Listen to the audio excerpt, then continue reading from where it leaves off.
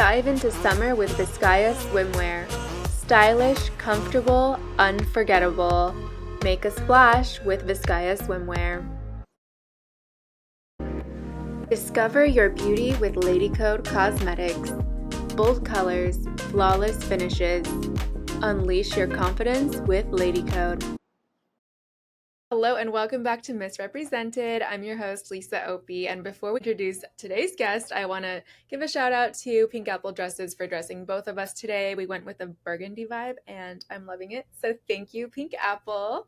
And now today we have Jess Chang from New Jersey. Welcome. Yes, thank you for having me, Lisa. Of course, I'm really excited. I want to dive into your story. Yeah. I saw your bio and your talking points, but our audience hasn't, so I think we need to start from the very beginning. Okay. And go into everything and how you became a self-made millionaire. Yeah, so I actually realized when I was going through high school and into college that I looked around and I saw everybody around me, and they had these 9 to 5s, and they were stuck at their jobs every single day. And I saw my parents; they worked. They're still working right now. My dad just turned 70. My mom's 66 years old, and they're still refusing to retire. And I saw that life of having to sacrifice quality time with your family, vacations, and not being able to have the freedom. So for me, I always knew I wanted to go into a career path where I had complete freedom. I'm the type of person where you can't tell me what to do. You can't tell me where to be, when to be there. I need to have complete freedom and control for my life. And so when I was going into college, I originally went to school to become a lawyer. Oh, wow. Me too. Did you? Yeah. Oh my gosh. But not doing that anymore, thank God, right? Neither am I. Absolutely not. That would have been a huge regret in my life. But I went to school, went to Rutgers in New Jersey. And as I was going through school at 18 years old, I got my real estate license because I knew, all my friends, they were working at the local bookstore or coffee shops, or they were working at the local restaurants, and they weren't making a lot. And I'm like, I need to go into a career where I have control over the income that I'm making. Right. So at 18 years old, my dad paid for my real estate license. I took the test and I got my real estate license, and I started working in real estate. Wow. And from there, at 19 years old, I ended up getting into insurance. It was completely by accident. One of my friends, he was running an office in New Jersey, and he's like, hey, come check it out. If you like real estate, you might like this more. Wow. And I turned him down for an entire year. And my dad eventually, he was like, why did you turn him down? For me, I was going through school, and part of me wanted to do what my parents wanted me to do, which is get a safe career, go to school, become a lawyer, go to law school. And then for me, I didn't want to go into, the couple $100,000 of debt. And for me, I didn't really love school either. So I was always torn between, do I do what I think is going to impress the people around me, or do I do what I genuinely want to do? Wow. So for me, I kind of battled with it for a little bit, and school was already hard enough. I was in a sorority at the time, so I didn't have a lot of free time. Just curious. I was at Rutgers. I was at Sigma Delta Tau, okay. So Sig Del, and I was in a sorority. I was consumed by school and my friendships and the sorority, and just having fun too. I'm like, I don't really have a lot of time to do real estate and insurance, so I need to choose one or the other. And I went with real estate in the beginning, and then eventually my dad's like, well, why don't you give it a shot? You don't know what you're going to miss out on if you don't take chances on opportunities. Wow. So I gave it a shot. I got my insurance license, and I started working in the summer.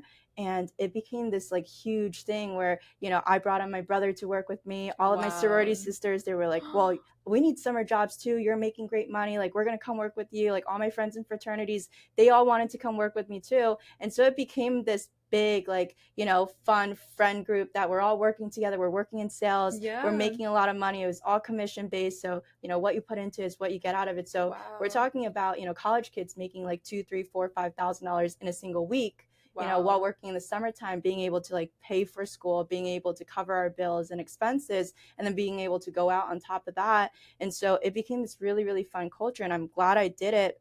But when the school year came back around, I ended up pausing insurance. I'm like, I need to graduate on time. My parents invested a lot of money for me to go to college to begin with. So I need to make sure I focus on school, make sure I graduate, and then we can revisit this. So I ended up going back to school for full time for a year, for the rest of the year. And then from there, I decided, okay, well, do I want to go and pursue law school, or do I want to give this a shot? And it was really, really tough for me to decide because, once again, I'm torn between, do I do what I think I want to do, or do I do what, everybody around me is telling me to do, which is the safe bet, right? Keep going to school. And then once you're done, go be a lawyer, get a job, pay off your student loans. And so I ended up taking a leap of faith, and I said, I'm going to regret not diving into this and giving myself a full opportunity to see if this is something that, number one, I really enjoy, and number two, I can create a career out of. So I went all in, and from there, that's where it all started. So how many years ago was it when you started selling insurance? Like, when did you get your insurance license? I was 19, so in 2 weeks I'll be 29, so it's been about 10 years. Oh, wow. Yeah. Oh my gosh. And in only 10 years, you have all this like crazy success. Yes. Under 30, which is Yes. crazy. Yeah. So what is the process like to get licensed for insurance? Yeah, it's honestly really simple. It's very similar to real estate. You just take an online course, you learn about the different types of life insurances, and then you take an online exam, pass it, go through a background check, and then you have your insurance license, and you could start selling, you could start working. Wow. And what kind of insurance do you sell? Life insurance. Oh, wow. Yeah. Okay. And was it hard at like 19 years old to do it? Was it like really difficult for you, or was it easy?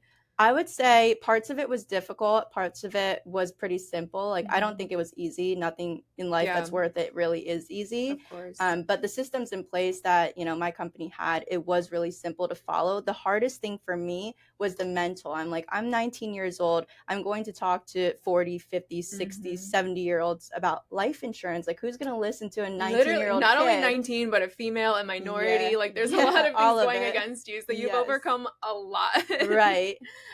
So what was your undergrad?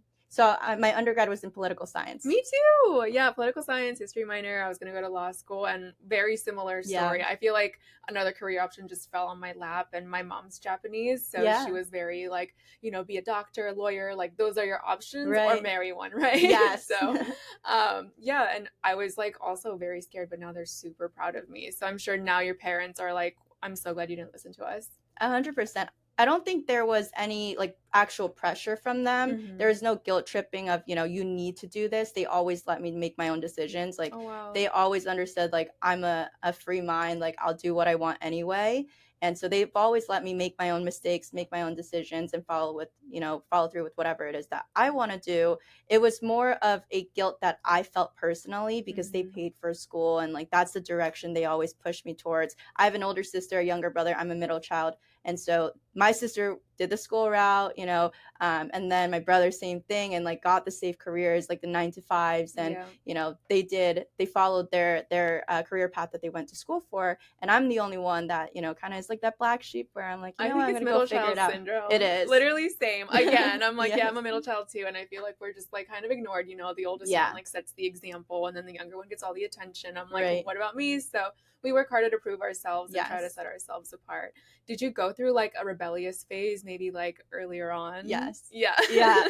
In my teenage years, I was really bad. And I have a perfect relationship with my parents now. Like, I'm looking back, I realized that I was a problem child. But when you're going through it as a teenager or while you're going through college, you're like, you don't understand why your parents are, hard on you. You don't understand why they want to push you, right? Yeah. And it's not until, the older age where I'm like, man, like I'm so grateful that my parents didn't let me do some of the really dumb things that I've wanted to do, because otherwise, like, I don't know where my life would be. Like, they prevented me from making a lot of mistakes, but I definitely had the rebellious stages of like sneaking out and like, boyfriends I probably shouldn't have had, and did it all, but, turned out okay, I guess. Yeah, I think the good thing is that we did it like probably in high school. Yeah. And I'm like, I got it out of my system then. So like by the time I got to college, I was like, I want to focus on my academics, focus on myself. And like I already partied, like that's out of my system. And I kind of watched everybody around me like partying and, losing their tracks. So yeah, even now, I actually just became sober.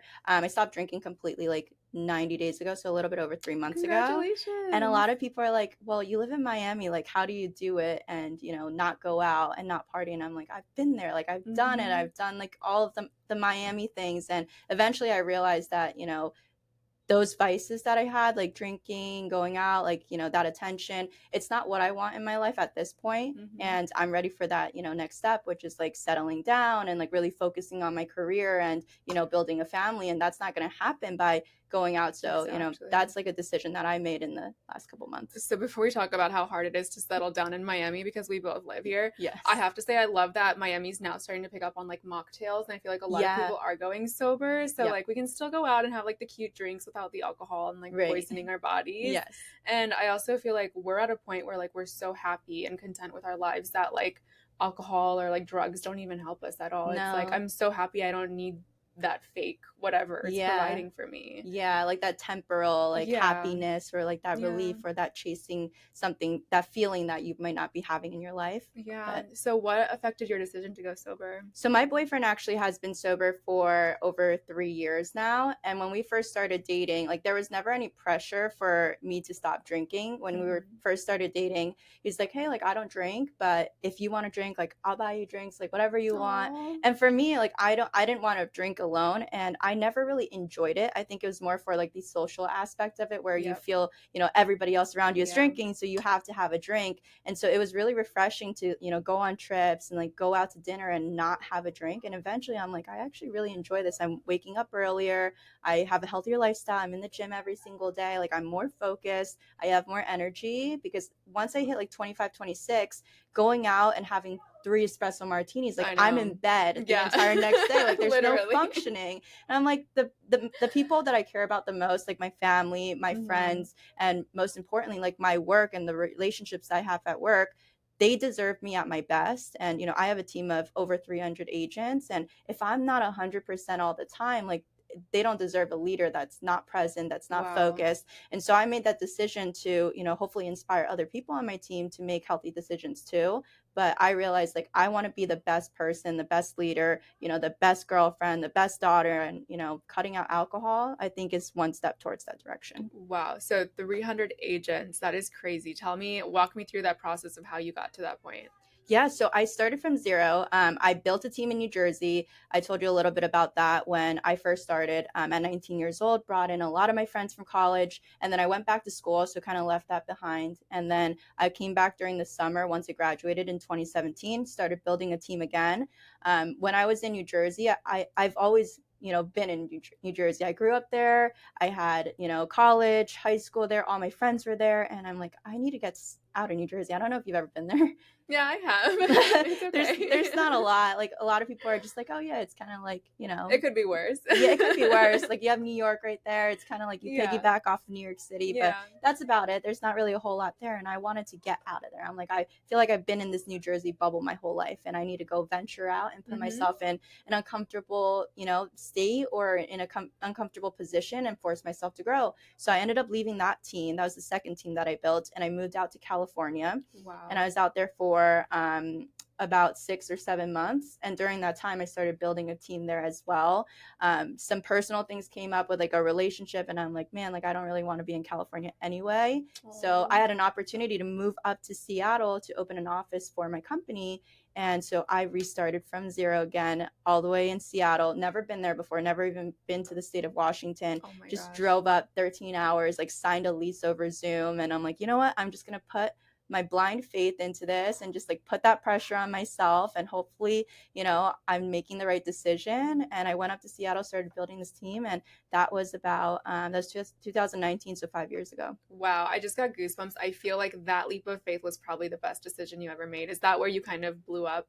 Yeah, that's where I completely blew up. A lot of the times people think that when you have to restart and they see a setback, they get discouraged. They're like, man, like I've already done this before. And I could have had that same mentality, and parts of me during that time did. And I did say like, this is really difficult, like having to go from zero and start rebuilding again for the fourth time, like it kind of drains you a little bit. And so for me, I had to like flip myself and like, flip my mindset and think, well, if I did it once, if I did it twice, if I did it 3 times, I can do it again. And this time, like I'm going to go all in. I'm going to do everything I possibly can, learn from the mistakes I made in the past, and just do it 100% right with all my effort, everything into it.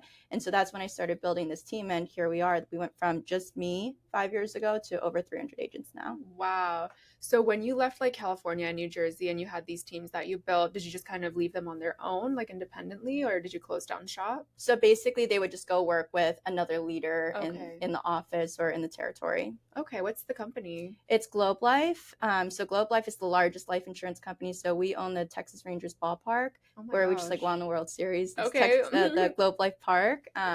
But it's a really, really big company, Wow. and I've been with them since I was 19 years old. So a lot of people are like, that's a lot of loyalty to a company. I definitely do have Mhm. loyalty to my company and my mentors, but Mhm. at the end of the day, like if there were a better opportunity, I probably would have gone somewhere else, but I just truly don't think there's anything better when you're working in sales. Wow. Okay, so when you went to Washington, what did you do differently? What were some mistakes that you learned from, and what really changed your direction? When I was younger, I will say like I was very stubborn, and so like wanting to do things my way instead of going and following the systems and processes. Like if there's a path that's already created and paved, I was the one that was questioning that. Like I think I can do it better. Like let me go figure it out and do it my way. So the fourth time that I built the team, I basically went into like, you know what? I'm going to do it the way that my mentors tell me to do it. I'm going to do it the way Wow. that's proven to work, and I'm just going to put all my faith into it because I want to be as successful as possible. And the people that I was looking up to that had the life that I wanted, they did this. So if they Wow. did this to get that, then if I just followed it, then I'm going to get there too. So that was like one thing that I really learned, is just leaning on the people that have already paved the way. Number two, when I was younger, I also just wasn't the best leader. Like I didn't really understand people. And when you're leading Mhm. a team of people, sometimes you're going to have somebody that's 18 years old, fresh out of high school, like decided not to go to college. But then I was working with people that were like 45 years old and they had kids. And, Wow. even people that were like getting close to retirement age and just wanted a new opportunity to explore, Wow. like, hey, like I've never done sales, and, I've done a career path for 40 years. I want to try something different. So everyone you develop and train and lead is a little bit different. And for me, when I was younger, I was like, you know what? I just have this one style of leadership. I'm going to be very blunt. That's how I like it. I just want people to tell me how it is. So I did that. And some people didn't like how I led them because, some people like to be nurtured. Some people, want to feel like they're valued and like have everything explained to them. So everybody's a little bit different, and it took me a little bit of time to understand that. So it was when I moved to Seattle that I was like, you know what? I really just want to care about each person I work with, get to know them, see how they want to be led, see how they want to be talked to, and like really make sure that they feel I'm invested into their future, their success, and their career. Wow, that's amazing. Um, I have so many follow-up questions. I'm like, where do I start? Because every time you talk, I'm like, ooh, there's a light bulb. I have a question. I wish this was live so we could like look at a stream and like get questions as Yes. well. So I guess my next question would be like, what was the moment when you realized like you made it and you're like, oh my gosh, I did it? So for me, it was probably during COVID. That's when everything flipped. So my company went from in person. So we'd physically go out to people's homes and sit down with them, go through life insurance benefits in person. During COVID, we went 100% virtual. And I think that's when a lot of my team just blew up because, everybody was, working from home. There was more Mm-hmm. flexibility, and we were able to like bring on more people that probably like wouldn't be able to work with us before. Maybe they didn't have a car, maybe they have kids at home and they don't have the time to actually invest 40 hours. So now it became a little bit different during that COVID time, and I started bringing in people that I was working with that I just like became really good friends with. I'm like, wow, this person understands the vision. These people like they want the same thing as me. I started surrounding Mm-hmm. myself with like-minded people. So it's like around 2021, 2020, 2021, that like my whole like career changed in my head. I'm like, I've made it, because now I'm working with people I'm excited to work with, to Yeah. build with. Like these are people that I'm going to, end up being at their weddings. Like they're going to end up being part of my wedding. Like these are family to me. And I started creating this culture that was, built around family and relationships and like integrity. And, I've been in businesses and I've been around people that like never, well, I wouldn't say never, but like there are situations and, people I've worked with that didn't have that. And so I'm like, you know what? This is my opportunity to create whatever I never had and create what I want exactly how I want it. And then I got the buy-in of the people that I was working with. And now, we just kept building this culture and this team together. That's amazing. Do you have a success story from one of the people that you trained that you want to share with us? Yes. Oh my gosh. So I was just in Seattle, and this was like really cool because I built a team out of Seattle, Washington. Well, one of the first people I brought on, his name's Zach, And he started with me when he was 19 years old. Just like you. Yes, exactly. Just like me. So he was 19 and he was working at this restaurant. It was 2 blocks from my apartment in Washington. After working, I would just like walk there and they had really good food. I'd sit at the bar and just like get to know the bartenders and the servers. And he was working there. That's where I met him. And at 19 years old, he kind of just like put that blind faith in me too. Wow. I'm like, hey, like I have this opportunity. I wasn't super successful. I definitely had success then, but not the same success, that I have now. Like not, the assets and like the cars and like the lifestyle that people want. Like before that, it was like I was driving my little Audi S3. Like, I didn't really have a lot to show for, the potential of this business yet, but he just believed in me as a person. And I'm like, hey, if you stick around, I'm going to be a millionaire and I'm going to make sure you're a millionaire. Wow. And so 19 years old, he just turned 25. So I was in Seattle last week. We celebrated his 25th birthday. And by the time he was 23 years old, we made sure he was a millionaire. So he became a millionaire at 23 years old. Changed his whole family's trajectory. In 6 years. Yes. Oh yeah. A little bit less than that. Yeah. He did it at 23. So like about 4 years in, he became a millionaire. And I remember when I first hired him, like he was making maybe $30,000 as a manager at that bar and restaurant. And his rent was like $500. He was living like with 6 or 8 people in his apartment. What? Like not a great situation. Oh and gosh. He talks about it all the time. It's like that's where he came from, like no college education, like not a ton of no sales experience whatsoever, and just put that faith in me, followed me. And I'm like, hey, Zach, if you follow me, if you believe in me, if you just do what I say and like trust me, then I'm going to make sure you're going to be a millionaire one day. Like, I'm going to make sure you're the first one in your family. I'm going to make sure your family's set. And now he lives in, a penthouse in San Diego. Oh He's got a wonderful girlfriend. She works with us as well. Wow. She's one of the top women in my business too. And they're just completely blowing it up. Wow. So how many hours a week do you work? So it varies. I like to say that my work never really stops. Like my boyfriend knows that like even like 10 o'clock, 11 o'clock, I'm still on phone calls. I'm still constantly on my phone. Gosh. So it's like a highly demanding business where, I feel like I'm constantly working. And if I'm not physically at my computer, work is always on my mind. I'm always texting somebody back. I'm always on the phone. And, so I don't think it really stops, but usually like I'm probably doing like 50 plus hours to 60 plus hours a week. Oh my gosh. But really 24/7. Yeah, but 24/7. Yeah. Do you have like a team of assistants that work with you and kind of help take that workload off? Was it hard to ask for help and trust people? It definitely was, because I would say like, I am a control freak, and I definitely get that from my mom. Like, or more so my mom, but like I definitely think it is an Asian thing. Like you want to like have your hands on everything. And so as I started getting bigger, I was like, I want to do this myself, because I know if I do it, I'm going to do it the right way 100% of the time. I can always rely on me. So that was definitely tough to transition into. Like now I have three assistants that usually help me with my like day-to-day, with my team, with our quality of business, all of that. But it definitely took some time to like let my hands off of that. Yeah. Did you have any great experiences or bad experiences starting out? I've definitely been through a lot of assistants. I want to say I'm like on assistant number 6, maybe. Oh my gosh, that's not bad. 6 or 7. I've been through a lot in the last couple years. Yeah. But I think a lot of it is, when you're working in a business where you have so much passion in it, and you have like all these people that you genuinely care about. Like I want even the people that I'm paying hourly to work with me, I want to make sure they're bought into the culture too, and they see the vision as well, because I want them to like actually pour into this business, because as it grows, like I'm going to make sure you're taken care of, because the better my business does, like the better I want to, take care of you, and I want to feel like they're invested. So there were definitely assistants that before, like they're like, this is just an hourly wage job, and they didn't see that vision and they didn't have that alignment. And so I think that's why I went through a couple of them. But once you find the right one, it's like to the moon, literally. It changes everything. Yeah, because then I want to develop them. Like I want to pour into them. I want to give them raises. I want to give them incentives, and I want to do more for them. And get them their own assistants. Right, exactly. Like there's growth within my team, like working with me as my assistant too, and I want them to see that. I love that. Okay, so Misrepresented is all about empowering women and like a lot of the challenges that we face, especially in the professional world.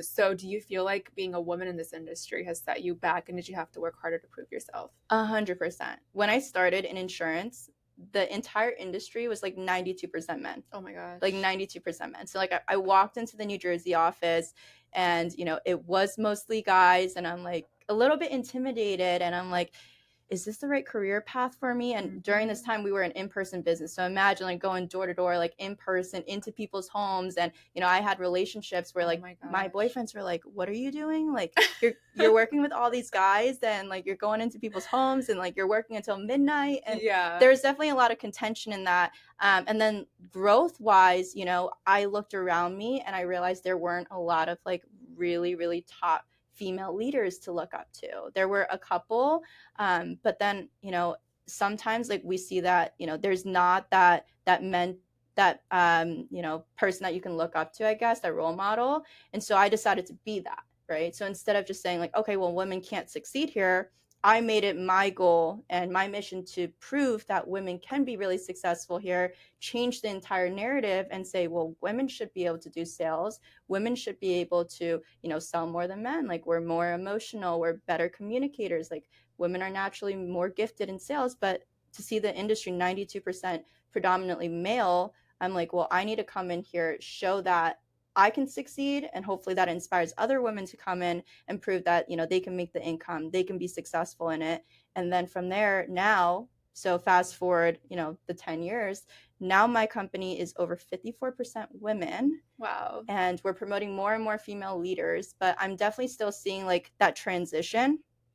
Adam, I think we have like 14 or 15 partners in my company. Only two of us are women. So now like we're just trying to do that climb to, you know, Mm-hmm. even out the leadership side, more female partners. And, you know, hopefully I can inspire other women to like take that leap of faith and do And you something they've never done definitely before. are. You definitely are. So now kind of like flipping that question over, now that you have reached success, and a lot of women today are reaching successful, you know, levels and becoming millionaires, not through OnlyFans. How is the response from the general public seeing like a female millionaire under 30? Like, how do people react to you? Is it hard? I will say that I get a little bit of both. I think it comes as a surprise to a lot of people. So there was this one situation. So I bought a Lamborghini a couple months ago. I always told What myself, growing, color? it's blue, it's Oh, so inside. cute. I told myself, I'm like, I really want a Lamborghini just because like I've always been into cars, and you know that's kind of like the I made it point. And Mm-hmm. so when I thought in my mind that I made it, I'm like, I'm gonna buy my Lamborghini. So I did, and I went to a gas station, and you know a lot of times like men will like see you and they will talk to you and stuff, but I remember this one specific moment that like made me realize, and this might just be a Miami thing, but I was at the gas station. This gas station attendant came out. He's like, beautiful car. Like, can I ask you how much money it costs? I told him how much money it costs. And he's like, did your husband buy that for you? And I'm like, no, sir. I bought it myself. And I was just really taken aback by, you know, that question and that like that Yeah. assumption, right? And I do get that a lot, even like in past relationships. Like I was taking home majority of the money, and you know, a lot of the times people are like, oh, like you have a really successful boyfriend, or you know, they see the Mm-hmm. lifestyle and they think that because I'm a woman and you know I'm with a guy, that the guy is the one that's providing and they're the most successful one. So I think for me, like it might just be a Miami thing. I I think definitely it's an sense everywhere that thing, and I it might definitely go be. through the same thing. So same story. Like when I got my car, I was like, I'm gonna make it pink and like glitter because then they'll never know. Like they'll never Yeah, think it's his car, yeah, right? fair. But they always assume that. So now I'm like, okay, you know what? Let them think what they want to, because at the end of the day, like, who cares? Yeah, You know, like you're yeah, still driving a Lamborghini. absolutely. Like, I'm here for the shock yeah, factor. I but it like kind seeing of people's sucks. faces. Yeah, but like it sucks because like we work so hard, Yeah, and then just to have people think that we married rich or something, or do yes. OnlyFans, and it's like they just discredit you immediately. But they're always looking for a reason to hate, and I definitely experienced that a lot as well. So Yeah, it's good to have someone to relate to for sure. absolutely. So any advice for like professional women in general, or people that are watching this that are inspired and want to be in your position? Just give us like a soundbite of advice. Yeah, I think it's really important to realize that my belief is always anything a man can do, a woman can do also. So I've never let gender be the thing that keeps me away from, you know, being successful or wanting to test an opportunity. And I will say that like for women entrepreneurs or people that women that are thinking about going into entrepreneurship, is like there are more and more successful women everywhere, especially in Miami. So I've met, now you and a lot of other successful women out here that are self-made. So I think like attaching yourself to the right people, like reaching out for help, asking for advice, and, following the path of the other successful women in whatever industry that you're looking for, do what they did and just follow their advice, follow their path. Okay, I love that you brought that up. Okay, so successful women, I feel like we don't tear each other down. All we do is Yeah. collaborate and lift each other up. Yes. Have you dealt with any like female haters on your way up? Yes, absolutely. And I find that the haters are always people beneath you Always. and not people above Yep. you. And so the people that like are more successful than you, make more money than you, They want to help you. yes, Yeah, yes, they they'll believe never in you. judge. They've been in your They've position. been there. And so a lot of the times where like I've received hate from women, it's from like women that like don't have a career path, aren't making money, like aren't happy with themselves. And I think that's like the general, thing is that like if you're unhappy with your life, you'll go and hate on somebody else's because, it's that envy, it's that jealousy, it's that like I wish I had, what she had. And so I've realized that early on, so none of that ever really bothered me. I love that. Is there anything else you want to share with our audience? I think that's pretty much it. I think we covered everything. We covered a lot. Yeah, I kind of want to chat about Miami. Like, how do you like it? Where's your favorite place to eat? Like, what do you do? Where do you work out? I love Miami. So I recently just moved to Miami. I was living in Fort Lauderdale before, so I still have my house in Fort Lauderdale. And when I first moved here, I started building a house in Fort Lauderdale because I'm like, if I lived in Miami, I might get consumed where I just wouldn't operate. Like I'll probably like, go out all the time and be around the wrong people. Yeah. And so I distanced myself away from Miami deliberately just so it wasn't as accessible. And funny enough, when I moved to Miami was when I decided to stop drinking. And so like none of the vices, none of the negative stuff is there. And you start seeing like the positive parts of Miami where it's a beautiful city, like everybody's open and like, people want to talk and there's people that are friendly everywhere.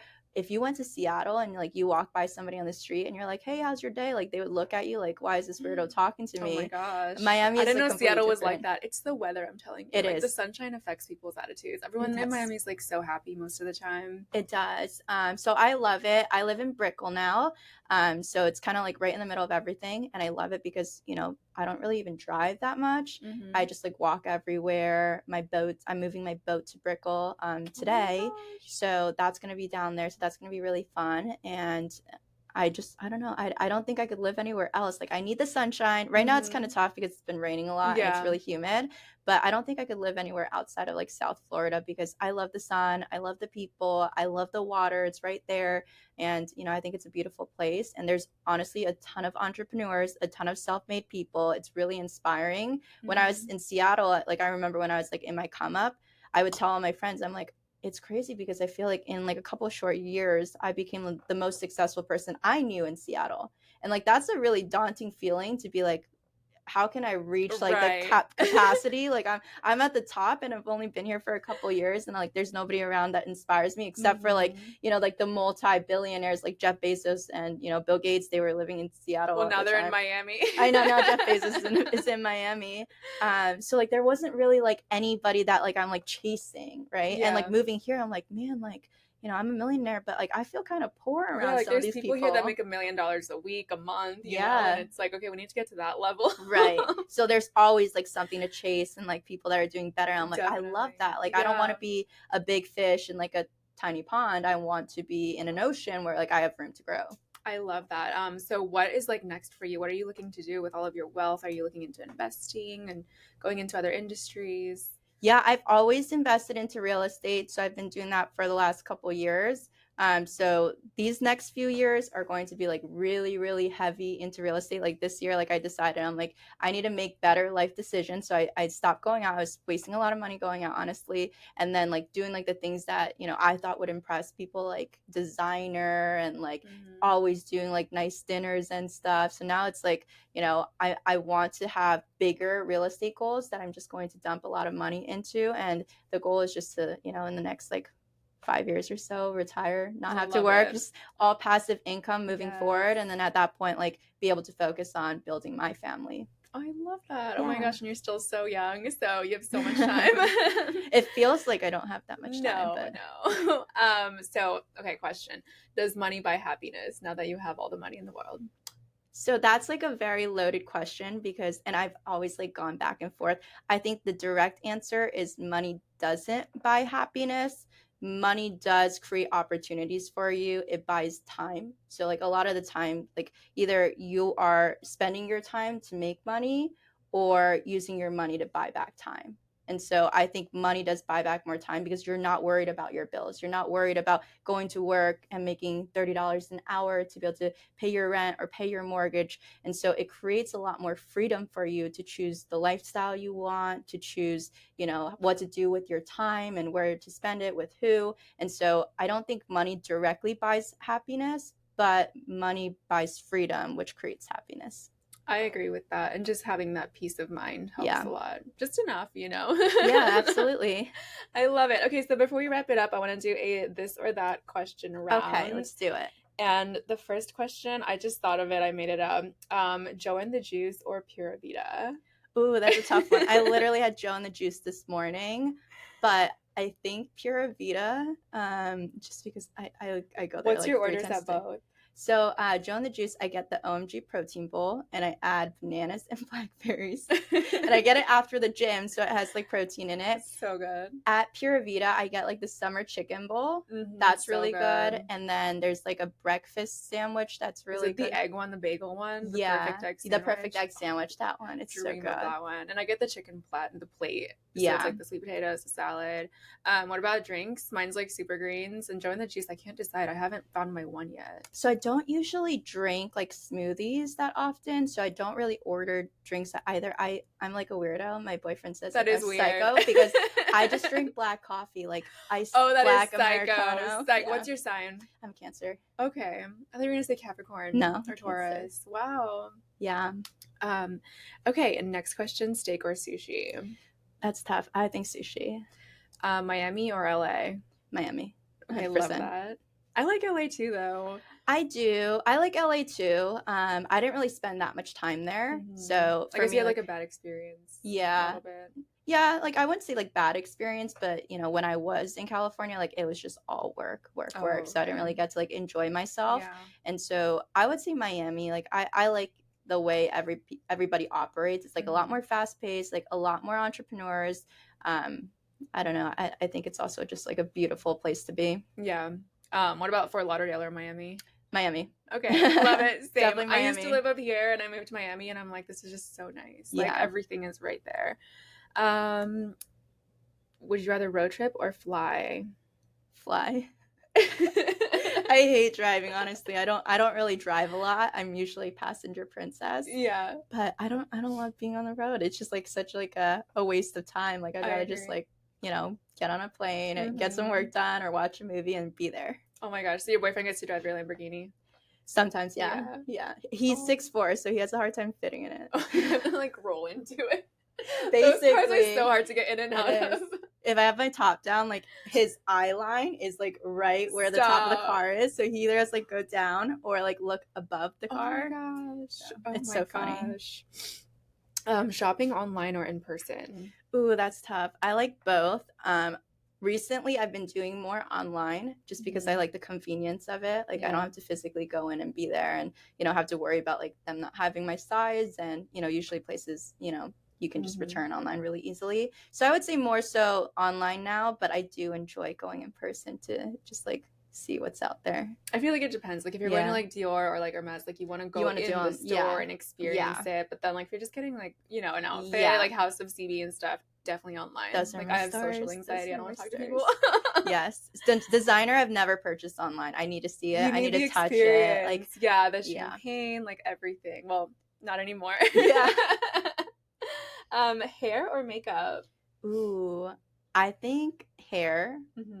I like having my hair done more. Usually, like, unless I'm going somewhere, I usually don't wear makeup. Yeah. Yeah, if I'm just working from home, like, I have my lashes done, but that's all you need. That's like it. Brows, like microblading lashes, you're good. Since I brought it up, Chanel or Hermes? That's tough. I have more Chanel Okay. just because I feel like it's a little bit more my style, like a little preppy, and I would say Chanel. Okay. Reels or TikTok? Reels. I don't really use TikTok. I have a TikTok. I've Yeah. tried it. I feel like I'm not as creative. Are we too old for it? Like, what's going Yes. on? Because I'm such a Reels girl, but I'm like, I don't want to be that cringy millennial. Like, what's going on? Yeah. I think like TikTok is definitely a lot younger of a generation, and because it like came out only a couple years ago, or like Yeah. became popular a couple years ago, we were already like really into Instagram. So like Yeah. I'm usually just like I only have the mental capacity for one platform. Yeah, and you're doing really well with it. I love your social media. Thank You're doing you. great. Last question, mob wife or clean girl? Ooh, clean girl. Really? Yes. Okay. Clean girl. I'm like definitely more mob wife, so I'm like your yin to your yang or whatever. Yeah. Love it. So where can our audience follow you on social media and keep up with everything you're doing? Instagram, TikTok, it's Jess Chang, so ITSJESSCHANG. But yeah, I usually use Instagram more than anything else. And are you still like recruiting or hiring for your team? Like if they want to get started, what's that process look like? Yeah. So on my Instagram, my website's on there. It's justchang.com. So there's like a form you can fill out, and my team will reach out to people. But I'm always looking for people. We do like go through an interview process and a screening process just to make sure it's the right candidate. Because we can't hire everybody. We have to spend time like training everybody, putting our time in. So I always just want to make sure it's the right candidate. Awesome. Well, thank you so much for coming on. Thanks for having me.